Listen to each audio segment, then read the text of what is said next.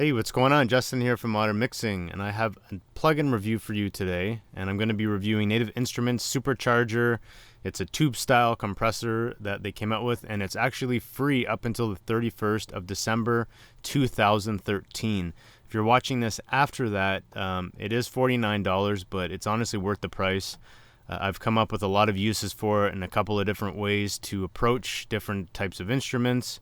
So I'm going to be definitely adding this one to my workflow.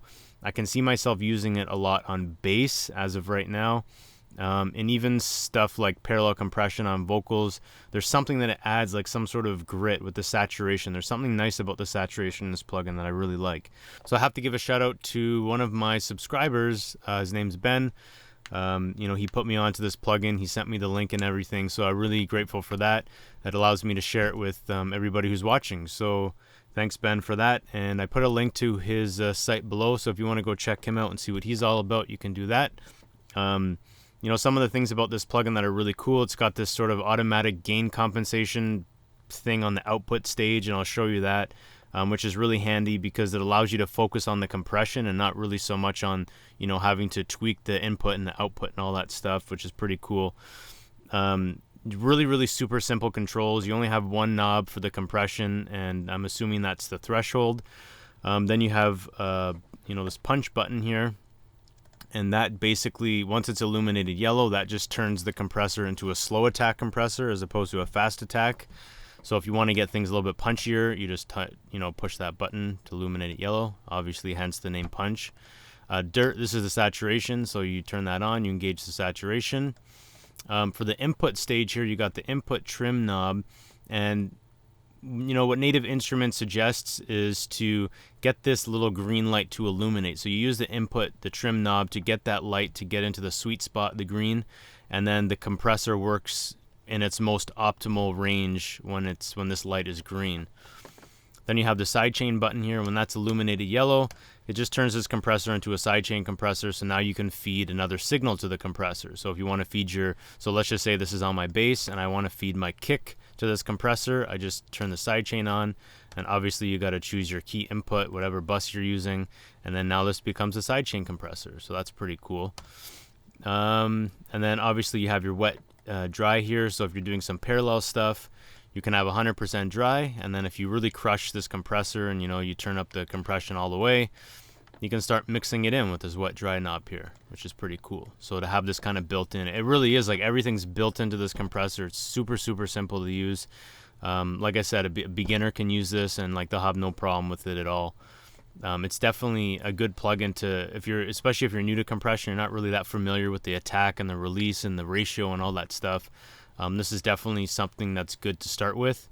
And then you can you can focus on hearing the compression as opposed to focusing on all the knobs and buttons and what you're doing.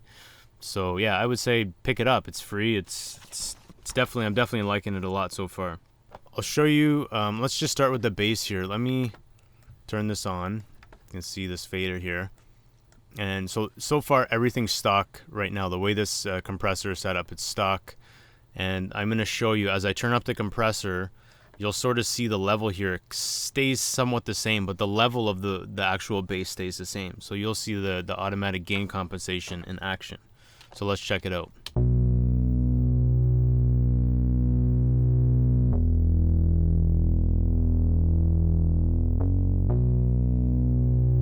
So you can see I'm doing like negative 16 dBs of gain reduction, but my output's staying the same. So I don't even need to, fiddle with this output knob here. But let me show you this input trim as well. So if you're not in the optimal range, if you're a little bit too, low of the optimal range, this little green or this little red arrow is going to light up. And if you're too hot, you're coming in a little bit too hard, this arrow on the right is going to light up. So I'll show you as I play with this input knob here.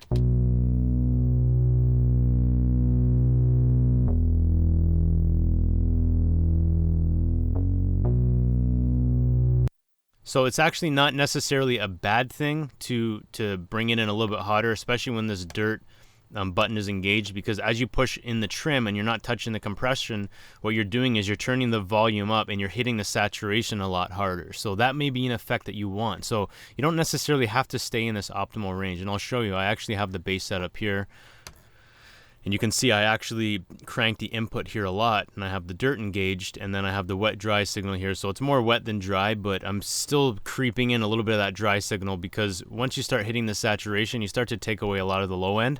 So I wanted to bring some of that low end back. But let me bring back the drums, and then I'll show you what I was able to do. Basically just 2 plugins, no EQs, no nothing, just literally these 2 compressors. And you'll see the difference it makes in the sound. So this is with the compressors off.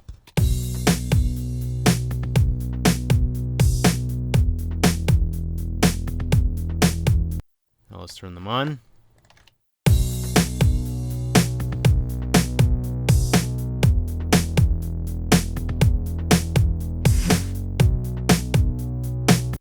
Again, one more time, turn it off.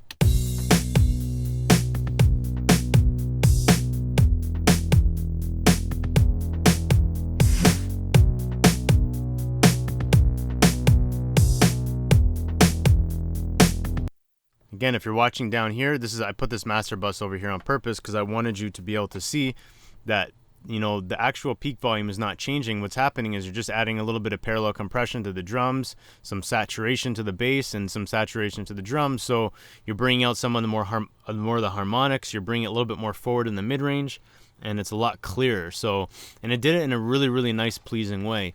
The only thing that was lacking that I think what this plugin did to the actual drums is it took a little bit away from the thump and the kick. So I did add the Son EQ Pro here. It's not really relevant to the tutorial, but I did add it in just to kind of bring a little bit more bump in the bottom end. And I'll play that for you now.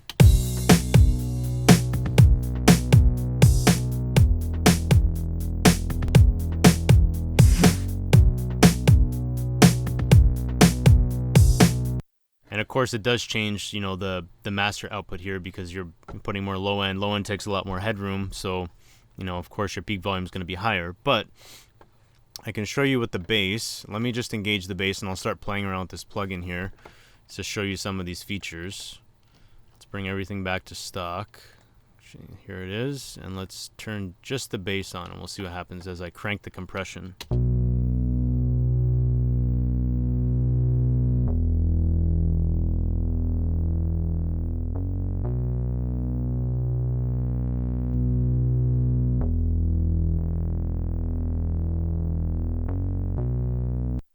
And actually what I think is pretty cool about the saturation here, this dirt, as soon as you turn it on, you notice a difference, like immediately.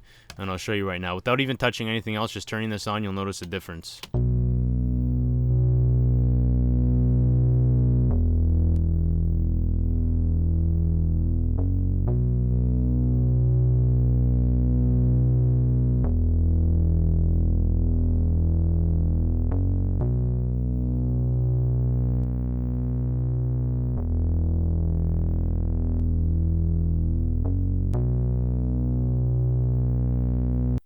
Okay, so remember I was telling you about just turning up the input gain and not touching the compression?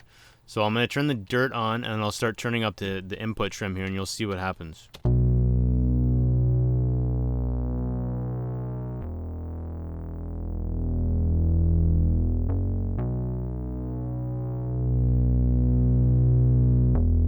But because now you're going outside of that optimal zone, the automatic delay compensate, or sorry, the automatic gain compensation thing doesn't work as efficiently as if it's in the prime zone here. So you do have to adjust the output gain, which isn't a major problem. But let's do that again.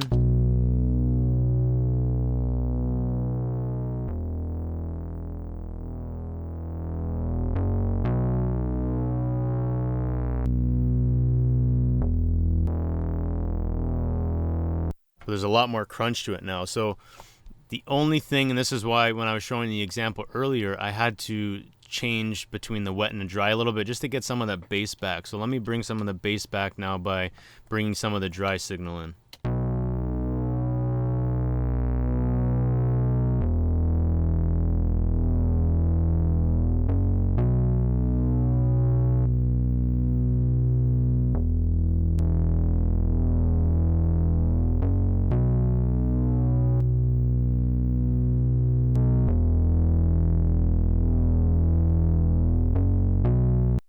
Nice. Sounds really cool. So let's go on to the drums here. Let's see what we got. These are the settings that I have on the drums anyways. 100% wet. I had the punch and the dirt on, and increase the input just a little bit just to accommodate for that, you know, the optimal zone there, and then a little bit of compression, and that's it. So let's do a before and after, just the drums, and we'll see what it sounds like. And then again, I'll play with the settings here. Turn it off.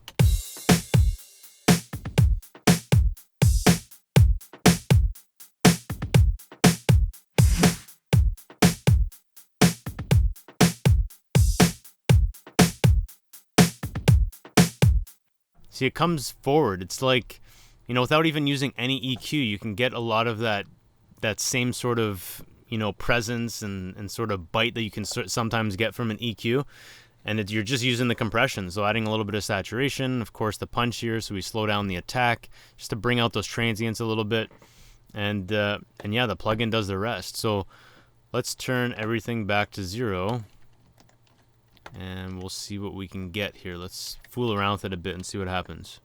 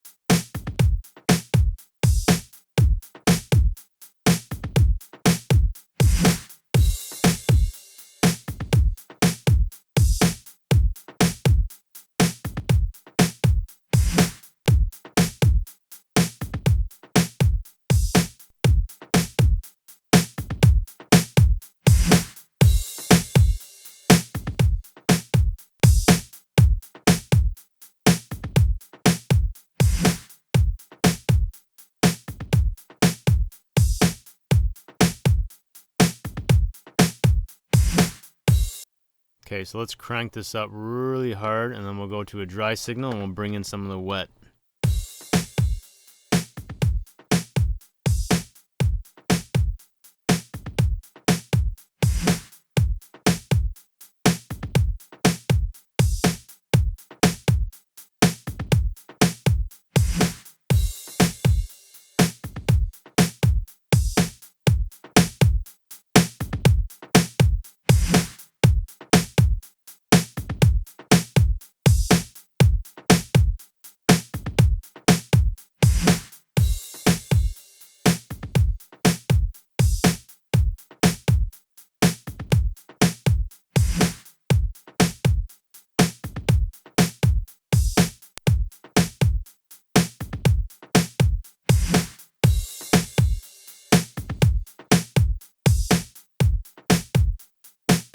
Okay, so let's bring it wet 100% now, see what it sounds like.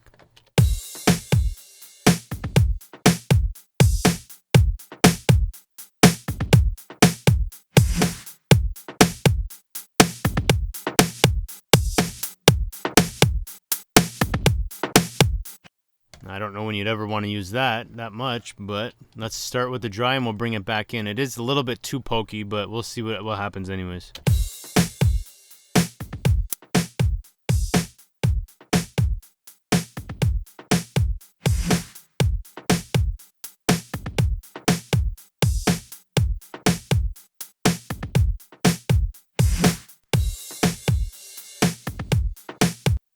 But yeah, so it just kind of shows you what the compressor is capable of. So, you know, you might not necessarily go that aggressive, but, you know, you can somehow find something in between, then, you know, obviously you're probably on the right track there.